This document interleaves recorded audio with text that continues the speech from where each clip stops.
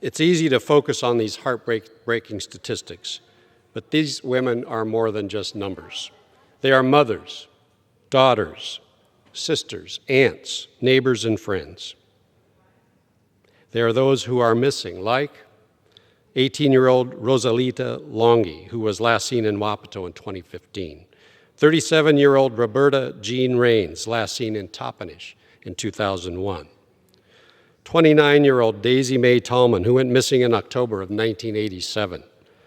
Daisy's backpack and keys were found northwest of White Swan. 29-year-old Karen Louise Johnley, who was last seen by a friend at the Lazy R Tavern in Harrah, Washington in 1987. 16-year-old Janice Hannigan, who in 1971 went missing after she was discharged by the hospital on Christmas Eve. She never arrived home and has never been heard from again. Then there are also the unsolved murders, including 31-year-old Rosenda Strong, who was last seen alive in Wapato on October 2nd of last year. Her body was found in July outside of Toppenish. No arrests have been made. 23-year-old Destiny Louise Lloyd, who went missing on Christmas Day 2017. She was found days later south of Harrah. 31-year-old Minnie Andy. Minnie was assaulted in Wapato in July 2017. She died from her injuries. 39-year-old Linda Dave, whose remains were found in Toppenish in February of 2017 under a bridge.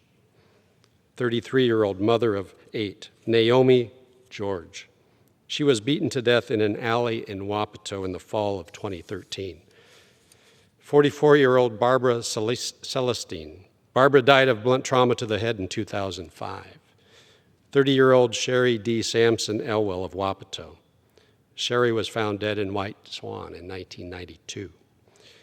44-year-old Joanne Betty John. The mother of 11 had been missing for 2.5 years before her remains were found in 1992. She was identified by her dental records. 31-year-old Rosalia So Happy, who was last seen New Year's Eve in 1988.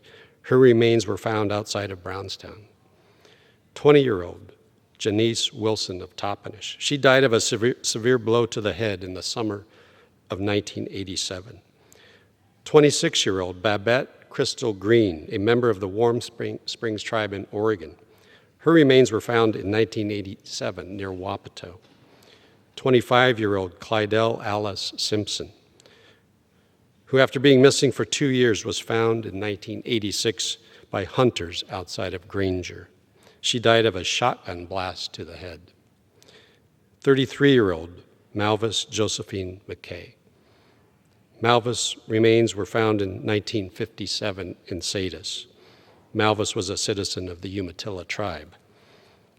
These are just some of the women with open cases from on or near the Yakima Nation Reservation in Central Washington. And this does not even begin to cover the number of open cases in other parts of the country. This is not an issue we can ignore, Mr. Speaker.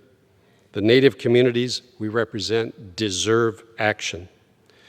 Congress must, as to provide answers to their families, friends, and loved ones. Congress must act to deliver justice to missing and murdered Indigenous women across the country.